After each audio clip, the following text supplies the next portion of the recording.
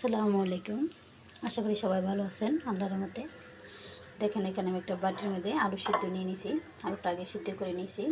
এটা সুন্দর করে আমি এখন নরম করে নিব। এটা সুন্দর করে হাত দিয়ে নরম করে নিয়েছি। এখানে আমি গাজর দিয়ে দিতেছি, ধনেপাতা দিয়ে দিলাম, পরিমাণ মতোই দিয়ে দিব, সব কিছু একত্রে মিলিয়ে দিব।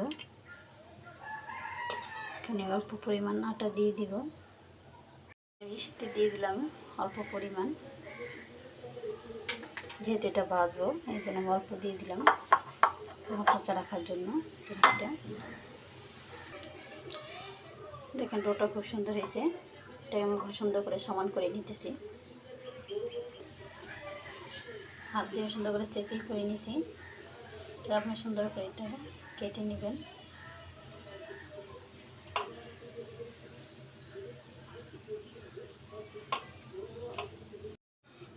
দেখেন এভাবে করে নিয়েছি। আমি এটাকে হালকা করে একটা মোড় দিয়ে নিব সুন্দর করে। এটা আমি হালকা একটু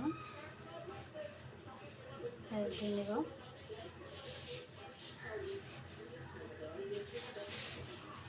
গোল করে ফেলবো একটু হালকা মতো দিয়ে। প্রত্যেকটা এরকম করে শেপ দিয়ে নিতেছি।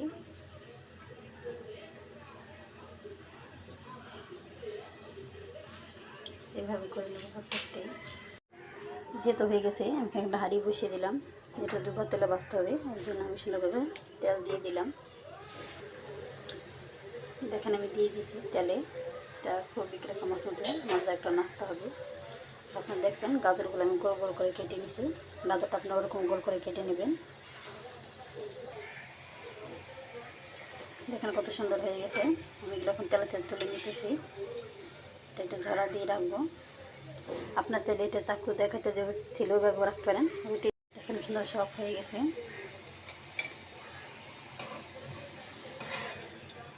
এভাবে সম্পূর্ণ ভেজে নেব।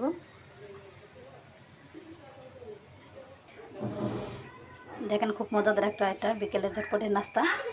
মচমচে হবে, খুব সুন্দর, সহজে খুব খেতে ভালো লাগে।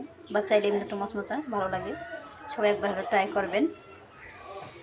আর আপনারা যত বড় কড়াই নেবেন, রুটি যদি বড় বানান, এগুলো লম্বা করে বানান, তাহলে আপনি কড়াই বড় নেবেন, যেহেতু এগুলো লম্বা হবে, দেখতে সুন্দর দেখা যাবে। আপনাদের যদি ভালো লাগে বেশি বেশি আমাকে সাবস্ক্রাইব করে বেশি বেশি লাইক করুন। সবাই আমার পাশে থাকুন, সাবস্ক্রাইব করে দিবেন একটা। আর সবাই একবার হলে বাড়িতে ট্রাই করবেন।